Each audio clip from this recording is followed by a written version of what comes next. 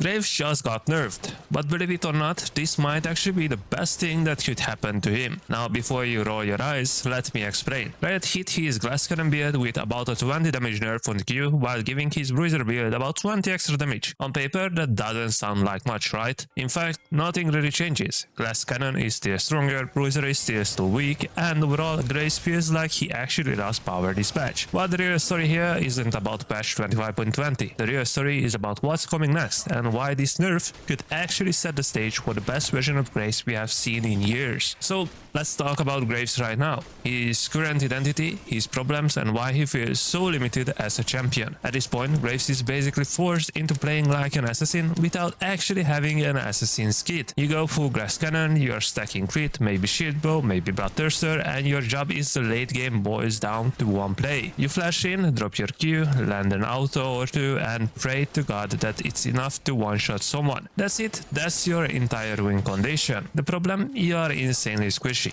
Even with defensive items like shield bow or BT, you melt instantly if the enemy team looks at you. Add to that Graves' lack of gap closer. He doesn't have a dash like Talon or a leap like Kha'Zix. His dash is really short, so he has a short range compared to marksman, and he's completely shut down by long range mages or poke comps. If the enemy team draws Victor, Syndra, Orianna, or really any AP burst champion, you are in for a nightmare. And it gets worse. If you don't go lethality or heavy AD, your clear speed just collapses, your damage feels pathetic. Bruiser items don't solve the problem either, because they are just not designed for Graves. Eclipse got gutted, Golden Cap was so broken it had to be removed, but Graves was never even close to abusing it as much as true bruisers like Aatrox or Olaf. And the current Bruiser itemization is terrible for him. Look at the components, everything forces you into HP or Ruby Crystal. That feels awful on Graves. This is a champion who thrives on stacking longswords and converting them into efficient AD power spikes. Being forced to back for HP components kill your tempo, kill your scaling, and make you feel like you're playing the wrong role entirely. So what we are left with is a champion with one identity, glass cannon assassin, and that identity comes with massive weaknesses: squishiness, no build diversity, no ability to handle AP comps, and terrible scaling into poke range. And that's the sad part, because it wasn't always like this. For the players will remember Bruiser Graves, and honestly, it was some of the most fun this champion has ever been. I'm talking Phantom Dancer plus Black Cleaver, or jungle items, or Dead Dance. You would be untouchable. You had sustain, you had tankiness, you had damage, and you actually had choice in your build. Graves felt like a Bruiser marksman, a true skirmisher who could adapt to different comps. But over the years, item changes stripped that all away. The dance reworks, Phantom Dancer changes, new jungle system, and of course the complete removal of some of those iconic Bruiser tools. Now we are left with a Graves who, outside of one cookie cutter glass cannon build, has no diversity at all. And that's why these new adjustments matter, even if they seem small right now. So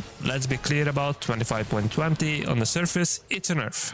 Glass Cannon Graves is weaker, about 20 less damage on Q. Bruiser Graves is technically stronger, about 20 more damage. But in reality, that trade-off doesn't fix his problems. Glass Cannon is still his best build, Bruiser is still too weak, and the champion overall is in a worse spot than he was before. If you stopped here, you would probably say, well, Riot screwed Graves again. But that's not the full picture. Here's the thing, Riot didn't make these changes because they think Bruiser Graves is perfect. They made them for words. Rick already confirmed it. 25.20 was about keeping the Birds meta balance. Riot didn't want to make Graves oppressive at the highest level of play. But in patch 25.21, once Words is over, that's when the real buffs are coming. And if you have been following, you will know one of the biggest changes being considered is the return of magic resist scaling on Graves C. If it comes back, even at half the value of his armor, that's still massive. Graves' hardest matchups have always been against heavy AP teams. You dash in and you just get one shot by a mage before you can touch them. And even if you survive, Zhonya's completely destroys your burst window. Adding MR to his kit doesn't just give him durability, it gives him the chance to actually play the game in those matchups. Now imagine what happens if Riot leans harder into the Bruiser identity.